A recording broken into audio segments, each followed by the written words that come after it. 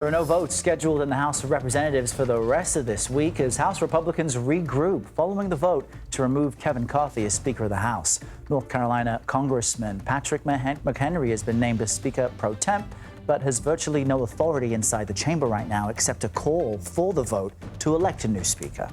And on that note, congressional correspondent Scott MacFarlane joins us now from Capitol Hill. We see he is there with Republican Congressman Matt Rosendale of Montana, who was one of the Republicans who voted to oust McCarthy.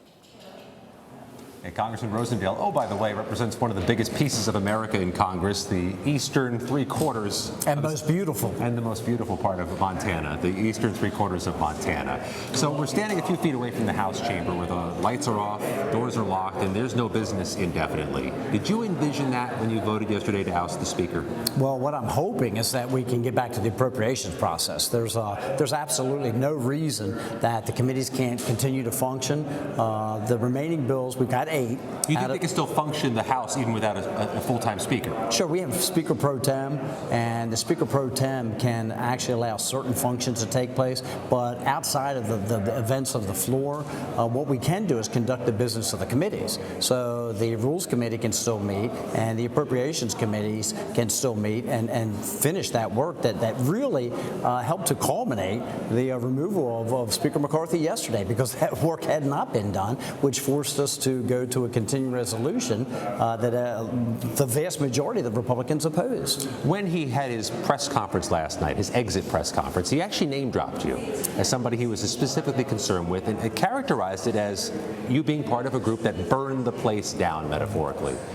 What do you make of that, and how would you respond? I think that you're going to hear some statements made over the next probably week where tempers are hot and tensions are high, and people will probably be sorry that they made those statements sometime in the future. And I don't take any of it personally. I truly don't. I will tell you that the small majority that we are working with right now has given the most conservative members of the Republican conference the ability to bring the entire conference over to the right, and that's why we've seen H.R. 1, our domestic energy legislation, was passed. It was a very conservative document. H.R. 2, I've been told by folks around here that it's the most comprehensive and conservative border security and immigration legislation that has been passed. But these bills aren't getting through the Senate, and a new speaker may not have any better luck getting anything into actual law among your priorities. So those bills aren't part of the appropriations package, and that's when it starts getting down in the weeds. The appropriations bills, actually, the 12 separate bills fund government, and that is where we are able to fund separate programs to make sure our border is secure, to make sure our domestic energy is produced. And we were, because that small group again forced the Speaker to bring them to the floor, we were able to pass the Department of Defense appropriations bill. We were able to pass the Department of Homeland Security appropriations bill. And the appropriations work that was supposed to happen this week has now been disrupted.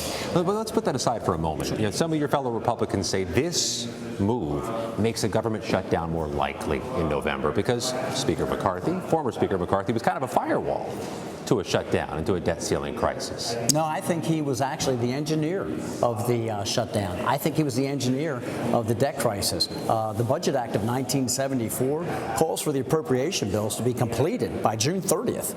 He's the Speaker. He knows that. That law has been in place since 1974. Kind of pulled the escape hatch, though, to prevent a shutdown, which nobody wanted.